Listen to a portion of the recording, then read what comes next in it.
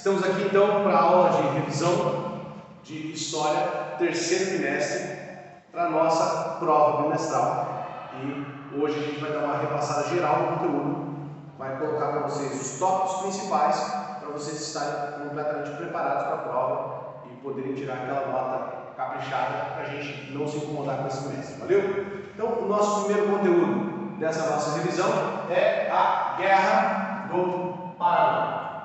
A Guerra do Paraguai, a gente vai dar uma introduzida rápida nela. O que ela é? Ela é um conflito entre Brasil, Argentina, Uruguai contra o Paraguai. Como é que essa confusão toda vai começar? Essa confusão vai começar porque vai ter um choque de interesses econômicos entre os países da Bacia Platina. O que é a Bacia Platina? Bacia Platina são esses países que ficam ali em torno do Rio da Prata. É aquela entradinha que tem ali que dá acesso ao mar para o Uruguai e para a Argentina. E aí nós vamos ter o Rio Paraná que vai ligar até o Paraguai. Então, tanto o Paraguai, quanto o Uruguai, quanto a Argentina e o Brasil tinham interesse nessa região, nesse território. Lembrando que a Cisplatina, que é o atual Uruguai, pertencia ao Brasil. E o Brasil perde a Cisplatina numa guerra, num conflito, e o Brasil perde esse território. Mas mesmo perdendo o território, o Brasil nunca abre completamente mão de um certo controle ali no Uruguai. Então, por exemplo, se o presidente não era do lado que agradava o Brasil intervinha no Uruguai, apoiava o partido oposicionista e esse então tomava o poder. Acontece que numa dessas intervenções brasileiras, o Solano Lopes, que era o ditador paraguaio, não gosta da brincadeira, decide botar um fim na festa brasileira e ele então vai declarar guerra contra o Brasil. Como que essa guerra vai começar? A primeira coisa que o Solano Lopes faz é invadir o Mato Grosso e ele coloca então 7.000 soldados paraguaios dentro do território brasileiro e o Brasil então não tem outra alternativa senão revidar para expulsar os paraguaios. Mas o Solano Lopes não pretendia parar por aí. O que ele vai fazer? Ele também quer invadir o Rio Grande do Sul, mas para chegar no Rio Grande do Sul, ele precisa passar por dentro do território argentino. E aí ele vai pedir permissão para o presidente Mitre, que é o presidente argentino, para que ele possa passar com o seu exército por dentro da Argentina para chegar até o Rio Grande do Sul. Acontece que o presidente argentino corta as asinhas do Solano Lopes e não deixa o Solano Lopes fazer essa manobra. E quando ele não deixa fazer essa manobra, então os argentinos acabam entrando na briga aí e o Solano Lopes acaba ficando revoltado também com os argentinos.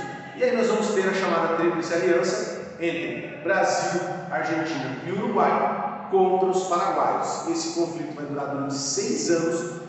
O Brasil vai invadir o Paraguai e vai encurralando o exército paraguaio até que consegue finalizar a guerra lá em 1870, com muitas mortes brasileiras e mais mortes paraguaias ainda. Um fato interessante dessa guerra é a participação de escravos brasileiros que lutaram pelo exército brasileiro com a promessa de que vencendo a guerra e participando dela, eles então conquistariam a sua liberdade. Mas é um conflito que deixou muitas marcas, deixou muitas sequelas e ainda parece que até hoje a gente volta e meia está revisitando a história da Guerra do Paraguai para rever alguns fatos e rever algumas coisas que aconteceram. Mas hoje o que a gente pode afirmar com certeza é que a causa da Guerra do Paraguai foram esses conflitos de interesses econômicos entre o Paraguai de um lado e do outro lado aí Argentina, Brasil e Uruguai. Valeu? Guerra do Paraguai é isso, uma pincelada rápida só para a gente partir para o próximo conteúdo. Okay? Um intervalo com um período regencial, regência provisória, regência trina e depois regência una. O primeiro império, o império pós-independência, Dom Pedro I, proclama a independência do Brasil e dá início ao processo de independência do Brasil. Lembrando que a independência brasileira é uma coisa meio complicada, porque nós temos uma Constituição antes da proclamação da independência. Aí, no dia 7 de setembro, é o dia que marca o decreto da independência, que vai ser assinado pela princesa Leopoldina, não pelo Dom Pedro I, porque ele está em viagem em São Paulo, e é lá nas margens do Ipiranga que ele proclama então a independência, ele dá o grito, independência ou morte, e e aí se ele gritou mesmo ou não é uma outra história, a gente pode conversar no outro dia, mas o Primeiro Império vai ser então esse período de governo do Dom Pedro I, um governo que é marcado por uma Constituição que lhe conferia poderes quase que absolutistas, e isso gerou muito ruído ali, muita oposição, pessoas que não estavam a favor disso, que queriam uma monarquia mais constitucionalista, e o Dom Pedro então vai enfrentar nesse período muita resistência, muitas revoltas, cada passo, de vez em quando havia uma revolta aqui, outra ali, de gente querendo proclamar república ou querendo separar o Brasil, e o período do primeiro reinado de Dom Pedro I é muito conturbado, que vai ser esse período que vai passar por esse processo de unificação nacional, de tentar desenvolver nas pessoas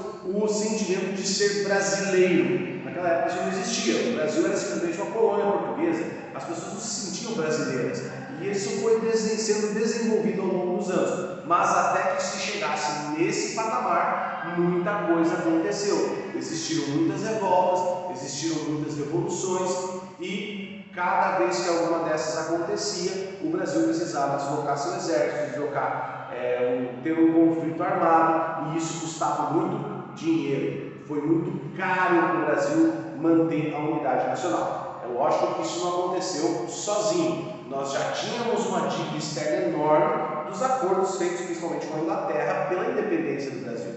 Mas o Brasil gasta muito depois também com guerras, principalmente a Guerra da Cisplatina. Nós acabamos de falar sobre a Guerra do Paraguai, e a Guerra da Cisplatina foi a Guerra da Independência do Uruguai, custou muito caro para o Brasil. Então, no período de Dom Pedro I, nós vamos ter duas coisas que vão marcar o primeiro reinado, o primeiro império, que é o aumento da nossa dívida externa, por causa desses conflitos seguidos que eram enfrentados, e também a nossa economia agroexportadora. O que isso quer dizer? No período que o Brasil era colônia portuguesa, e depois, quando Dom João esteve aqui e o Brasil se torna ali Reino Unido de Portugal, nós não tivemos um processo efetivo de industrialização. O Brasil continua sendo um país agrícola que exportava seus produtos agrícolas para a Europa e para outros países. Não mudamos muito, né? Ainda hoje somos um país agroexportador e a nossa balança comercial está em equilíbrio graças aos produtos agrícolas que são exportados. Veja como é importante a gente dar uma olhadinha como é que era e como é que é hoje, para a gente ver que ainda hoje nós estamos padecendo do mesmo problema que a gente já vivia lá nos idos de 1822, quando proclamamos a independência. Acontece que mesmo proclamada a independência, Dom Pedro I não consegue resolver essa situação. E o Brasil continua sendo agroexportador, e lógico, sendo agroexportador, estava na mão dos interesses dessa classe que era a grande proprietária de terra, os grandes latifundiários brasileiros. Nós teremos então a ida de Dom Pedro I para Portugal, abdicando do trono brasileiro, deixando em seu lugar aqui Dom Pedro II, também conhecido como Pedrinho Bochecha. Se você olhar as imagens, as fotinhas dele, você vai ver que ele era bem bochechudinho, era uma criança bonitinha. E aí o que acontece? Dom Pedro II fica no Brasil, mas ele tem só 5 aninhos de idade. Com 5 anos ele não pode assumir o trono, então ele vai ficar lá esperando atingir a maioridade, e no lugar dele ele vai ficar governando a regência, o período regencial, com os regentes tomando conta do país.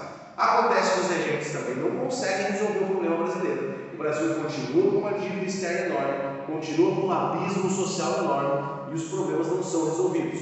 Qual é então a grande alternativa? Colocar o imperador para governar logo de uma vez. Mas o imperador ainda tem apenas 14 anos. O que eles fazem? Bom, se a maioridade só é atingida com 18 anos e a lei diz isso, o que nós fazemos? Mudamos a lei. Então eles entram num acordo, os aliados do imperador e os liberais, os políticos e os fazendeiros, os grandes proprietários de terra, entram todos ali num acordo para fazer essa mudança na lei e diminuir a maioridade penal para 15 anos. Olha só que beleza. Então o imperador já não seria mais maior de idade só com 18, agora com 15.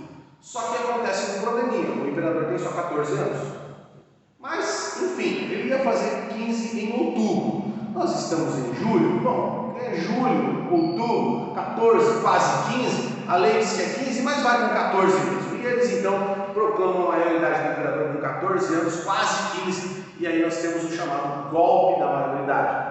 Esse golpe da maioridade vai colocar Dom Pedro II no poder. E aí nós teremos início, então, o segundo reinado, o segundo império. Esse segundo império vai ser marcado por três coisinhas muito importantes. A primeira delas, a expansão cafeeira. O Brasil se torna um grande exportador de café, talvez o maior da época. O Brasil vai ter a sua economia baseada no café. Segundo ponto, a expansão das estradas de ferro. Nós temos estradas de ferro se espalhando por todo o país. E aí o Brasil vai começar a entrar, a tentar se colocar numa época mais de maior prosperidade, com mais infraestrutura espalhada pelo país. E o controle do Estado. E aqui é o ponto que a gente vai prestar mais atenção. No primeiro império, o controle estava na mão dos agroexportadores, os grandes proprietários de terra. E no segundo império, mesmo passando pelo período regencial, Dom Pedro II tomando a posse do trono, assumindo o trono do Brasil, mas ainda assim ele não vai ser um imperador com poderes absolutistas. O Brasil continua na mão desses mesmos grandes proprietários de terra. Então, eles, mesmo com a posse do imperador, eles conseguem permanecer no controle do Estado brasileiro. Lembrando que o Brasil era uma monarquia constitucional, o Brasil possuía o poder executivo, legislativo, judiciário e o poder moderador, que era exercido pelo imperador. Mas esse poder moderador não garantia ao imperador plenos poderes. Isso já vinha uma disputa desde o tempo de Dom Pedro I. Dom Pedro I era mais afeito a poderes absolutistas. Já no tempo de Dom Pedro II, a coisa já estava um pouquinho mais light, já estava tendendo um pouco mais para o lado liberal. Apesar de Dom Pedro II, ao longo do seu reinado, ter tido muitos poderes, mas ele sempre precisava conciliar as decisões dele com essa galera que dominava o Estado brasileiro. E isso fazia com que o ministério, o governo de Dom Pedro II ficasse sempre alternando entre conservadores e liberais. Um período o ministério era mais conservador, no outro período o ministério ia mais para o lado dos liberais. E assim a gente foi durante o segundo império de Dom Pedro do Brasil, o império governado por Dom Pedro II. Certo, pessoal? Então, segundo império, expansão cafeeira, estradas de ferro surgindo pelo nosso país e o controle do Estado sendo exercido pelos grandes cafeeiros, principalmente de São Paulo, e aí chegando a Minas Gerais e outros lugares aí do país. Valeu? Muito bem, então, dando sequência à nossa aula de revisão, vamos lá. Vamos falar um pouquinho sobre os Estados Unidos da América, essa nação que conquistou sua independência em 1776 e, ao se tornar independente, vai aos poucos se tornando a grande potência que nós conhecemos hoje, certo? E com os processos de independência na América Latina, e aí nós podemos incluir Brasil e os nossos países aqui da América do Sul, os Estados Unidos vão também tentando aumentar a sua influência sobre esses países e sobre a região. Basicamente funcionava assim: bom, a Europa que se meta no quintal dela, porque aqui no meu quintal quem vai dar as cartas sou eu. E é assim que nós vamos então ter a chamada doutrina Monroe, quando o presidente Monroe dos Estados Unidos da América vai dizer para todos que a partir de agora a América é para os americanos. E ele vai dizer assim: ó, europeus, metam-se no que é de vocês, porque aqui a gente não vai aceitar mais vocês dando pitaco. Resumidamente, era isso que eles queriam. E esse slogan, América para os americanos, é muito bonito, é muito legal, mas por trás dele a gente tem esse desejo americano de influenciar política e economicamente toda a América. América do Norte, América Central e também América do Sul, certo? E é sob esse slogan da doutrina Monroe, América para os americanos, que nós teremos a influência americana em todos os processos de independência da América Latina e também depois, durante todo o século XX. É importante nós destacarmos que essa questão americana de expansão territorial não foi somente para influenciar outros países. Nós também tivemos a expansão territorial dos Estados Unidos da América, principalmente avançando para o oeste, em direção ao Pacífico. E aí nós temos então os pioneiros americanos marchando para o oeste, ali para a região do Texas, né, um pouquinho mais para o norte, entrando ali onde depois vai ter fronteira com o Canadá e principalmente conquistando territórios que pertenciam ao México, invadindo esses territórios e tirando aí uma boa fatia do que seria território mexicano. Então, nós vamos ter os Estados Unidos, os americanos, os pioneiros da América, avançando sobre esses territórios.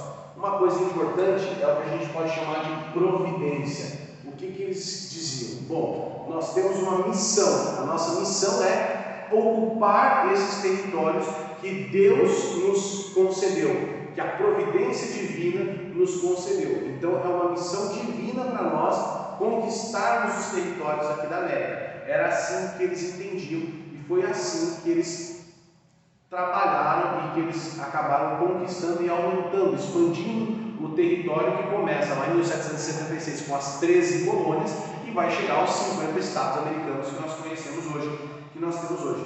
Então, para eles, eles estavam cumprindo a vontade de Deus, estavam avançando sobre esses territórios e levando o progresso, levando o evangelho, levando a religião, levando um monte de coisas aí que eles entendiam que era uma necessidade. Afinal, na visão deles, esses territórios estavam em trevas e eles estavam levando o progresso, levando o desenvolvimento, levando a civilização para aquele lugar que era tomado por selvagens, né? Pelos indígenas ali, americanos naquela época, certo?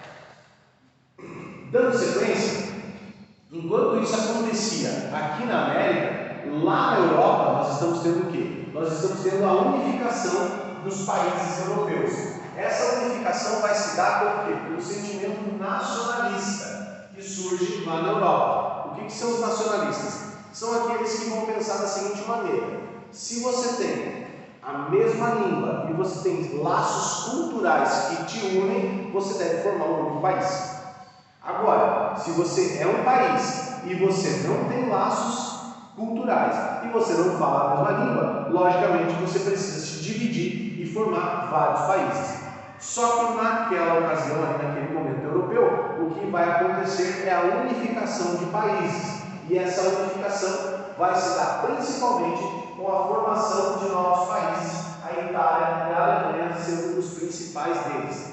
A Itália, nós vamos ter a participação efetiva de Giuseppe Garibaldi, casado com Anita Garibaldi, lembrando que a Anita Garibaldi é brasileira, aqui de Santa Catarina, que vai conhecer Giuseppe Garibaldi aqui na Revolução Farroupilha, e os dois então vão embora para o Uruguai e posteriormente para a Europa, e lá na Europa eles vão participar desse processo de unificação da Itália. Lembrar de cortar essa parte. Nesse processo de unificação da Itália, Anita Garibaldi, Giuseppe Garibaldi e um camarada chamado Giuseppe Mazzini defendiam que a Itália se tornasse uma república. Porém, o lado que vai conseguir de fato unificar a Itália é o lado monarquista, que é ali representado por Piemonte e Sardenha. O reino de Piemonte e Sardenha vai conseguir efetivamente a unificação da Itália, e o rei de Piemonte e Sardenha vai se tornar o rei da Itália. Itália que vai ser uma monarquia até o final da Segunda Guerra Mundial. Já a Alemanha vai ser ali liderada por Otto von Bismarck, que era um dos grandes líderes da Prússia, e ele vai liderar a junção de todos esses povos germânicos para que eles primeiro formem ali a Confederação Alemã, e depois essa Confederação Alemã vai se tornar o reino da Alemanha, sob ali o comando do rei da Prússia. Então nós temos aí a formação desses novos estados europeus a partir desse pensamento, dessa ideologia nacionalista na Europa nesse período dos anos de 1830 até 1845. E agora, fechando a nossa revisão, para encerrarmos o nosso terceiro trimestre, vamos falar um pouquinho sobre o neocolonialismo. O que é o neocolonialismo? O neocolonialismo é um novo sistema colonial. Nós tivemos lá nos séculos XV e XVI o sistema colonial antigo, aquele onde era baseado no tráfico, no comércio de escravos, com Portugal tendo uma ação muito efetiva ali sobre a África, mas agora, após a era napoleônica, nós vamos ter a Conferência de Berlim, e nessa Conferência de Berlim, a África vai ser redividida entre as grandes potências industrializadas da Europa. E essa redivisão da África vai fazer com que nós tenhamos então o neocolonialismo. O neocolonialismo ele é baseado no desenvolvimento do capitalismo. São as grandes potências capitalistas que já deixaram o mercantilismo para trás e agora estão industrializadas e precisam expandir os seus territórios e precisam conquistar novas fontes de matéria-prima. Daqui a pouco nós vamos falar mais sobre isso. Essa reconquista da África, essa redivisão da África vai se dar basicamente por quê? Porque eles têm um poder armamentício muito grande. Essas nações europeias são muito fortes, têm um poder bélico muito forte e também motivada por teorias científicas que levam à imposição cultural sobre os povos africanos. Lembrem que nós comentamos sobre o darwinismo social, aquela ideia de que o mais forte tem que dominar o mais fraco. Então, cientificamente, eles encontravam argumentos que davam base para esse raciocínio de que eles deviam dominar a África e dominar também culturalmente, ou seja, impor aos africanos a cultura europeia. Nós também temos a superioridade europeia através de expressões artísticas que estereotipavam os povos asiáticos. Isso nós temos até alguma coisa ainda hoje. Na época, os europeus eles faziam as suas manifestações artísticas, ou seja, as suas pinturas, em tudo que eles representassem, os povos asiáticos, e especialmente os chineses. A gente vai ter sempre aquele estereótipo do chinês, né? O chinês de olho puxado, o chinês amarelo, enfim, eles sempre buscavam em tudo que eles fizessem demonstrar que havia uma superioridade, entre aspas, racial dos europeus com relação aos outros povos, tanto africanos quanto asiáticos, né? Lembrando aquele pensamento de Marx, né? Que quando um povo superior domina um povo inferior, eles simplesmente conseguem impor a sua cultura com facilidade, assim como a Inglaterra teria feito com a Índia. Então esse era um pensamento dominante na Europa da época. Os europeus realmente entendiam que eles eram um povo superior e tinham quase que a obrigação de impor a sua cultura, o seu estilo de vida, a sua maneira de pensar para os povos colonizados. E ali principalmente falando agora da África e da Ásia.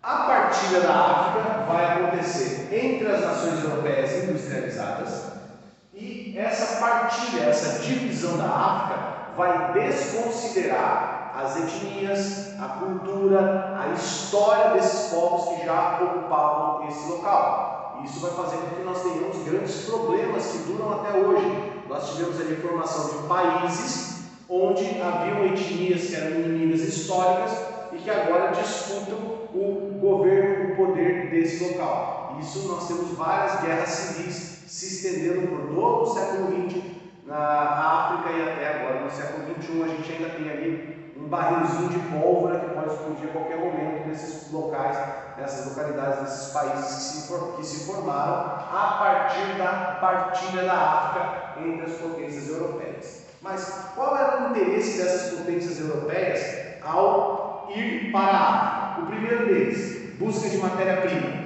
Eles queriam matéria-prima, precisavam de mais matéria-prima para as suas indústrias. O que mais? Eles queriam um mercado consumidor. Eles tinham uma grande produção industrial e essa grande produção industrial precisava ser escoada para algum lugar. Então, o mercado para essas novas colônias proporcionava para eles um grande mercado consumidor. E, por fim, o interesse de investir o capital acumulado. Eram potências que estavam gerando muita riqueza através das indústrias e eles queriam, então, um lugar onde eles pudessem também investir esse capital e ter mais retorno. Mão de obra barata, muito espaço, muita terra e local para desenvolver essas indústrias. Beleza, pessoal? Ficamos por aqui com a nossa revisão. Basicamente é isso. Estudem esse conteúdo, se preparem e aí vocês não têm com o que se preocupar. A nossa prova vai ser um sucesso. Abraço, gente. Valeu, até mais.